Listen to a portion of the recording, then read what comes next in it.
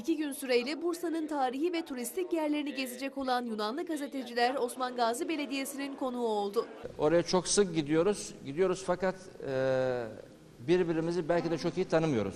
Yunanistan'daki kişilerin, orada yaşayan kişilerin de buraya gelip burasını tanımasını istedik. Sizlerin bizlere sunacağı yeni öneriler, görüşler, bizlerin de bundan sonraki süreçte bu ilişkilere, bu tür projelere daha farklı bakmamıza vesile olacaktır. Yunan gazetecileri Ördekli Kültür Merkezi'nde ağırlayan Osman Gazi Belediye Başkanı Mustafa Dündar'a Bursa Gazeteciler Cemiyeti Başkanı Nuri Kolaylı da eşlik etti. Kolaylı, Yunan meslektaşlarına Bursa ile ilgili bilgi verdi. 2 gün içerisinde Bursa'nın birçok Avrupa kentinden çok daha fazla gelişmiş olduğunu, daha güzel olduğunu gözlemleyeceksiniz. Yunanistan'ın Drama, İskeçe, Gümülcine, Selanik ve Rodop kentlerinden gelen gazeteciler Bursa'ya hayranlıklarını gizleyemedi.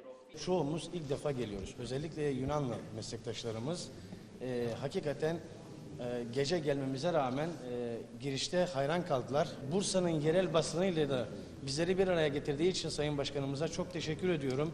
İki ülke gazetecilerinin buluşmasında en anlamlı konuşmayı Yunanistan Devlet Radyosu muhabiri Vasiliki Makaira yaptı. Makaira, iki ülke arasında karşılıklı olarak vizelerin kaldırılmasını istedi.